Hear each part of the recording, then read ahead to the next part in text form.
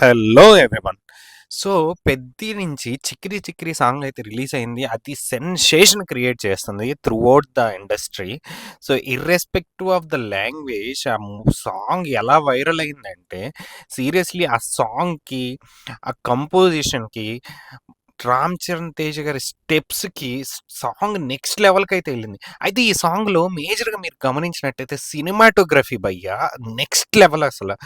రామ్ చరణ్ గారిని ఎంత బాగా చూపిచ్చారంటే, అండ్ మీరు గమనిస్తే ఆ background sometimes you can see the fresh look, sometime cool look, ఇంకొకసారి వార్మ్ లుక్ ఉంటుంది. జాన్వి గారి క్యూట్ ఎక్స్‌ప్రెషన్స్, అసలు ఈ కైండ్ ఆఫ్ మెలోడీని మనమైతే ఎక్స్‌పెక్టే చేయలేదు.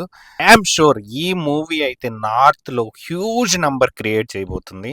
He is going to create a sensation.